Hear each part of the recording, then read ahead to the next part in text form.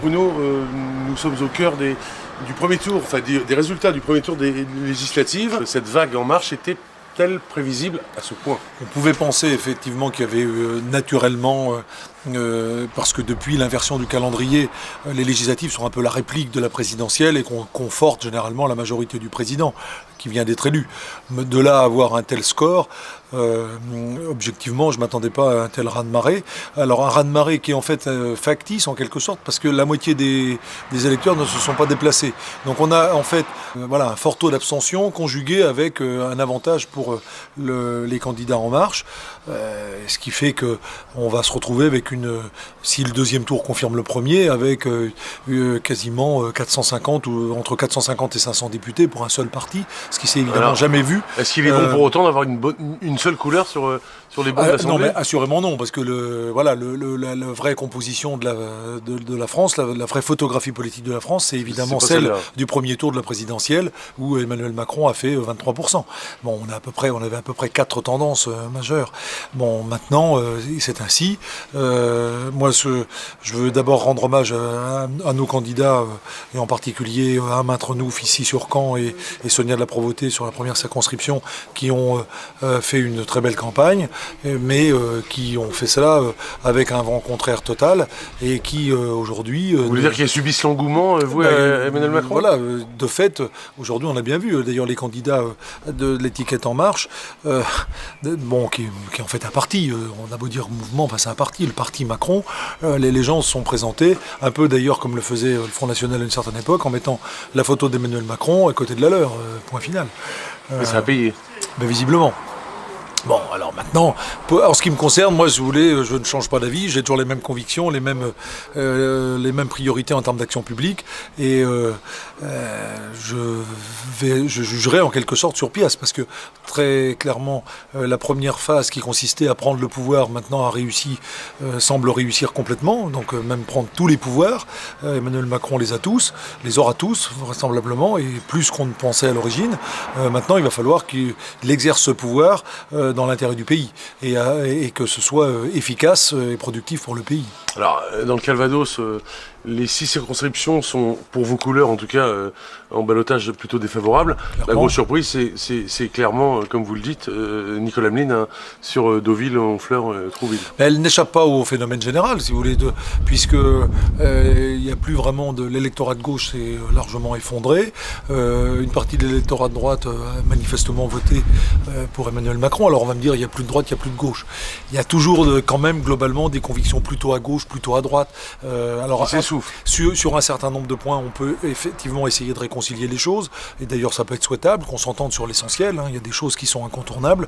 Après, il est assez sain que dans une démocratie, il y a un dialogue, il y a des discussions, voire des oppositions, dès lors que ça se situe encore une fois dans un cadre complètement démocratique. Alors pour le deuxième tour, pour vos couleurs, y a-t-il encore des coups à jouer, ou en tout cas à récupérer? En tout cas, il faut faire le mieux possible, expliquer, continuer à faire campagne. Ça fait partie mais très mobiliser clairement, aussi essayer de mobiliser les abstentionnistes, mais très clairement, on est dans une globalement, hormis les candidats soutenus par le président de la République, tout le monde est assez démuni. Fabrice Levigoureau, vous êtes en tête avec plus de 39% des suffrages au soir de ce premier tour des législatives. Un très beau score. Surpris? On sentait sur le terrain une vraie ferveur, un élan et une envie de concrétiser à travers les élections législatives l'élection d'Emmanuel Macron.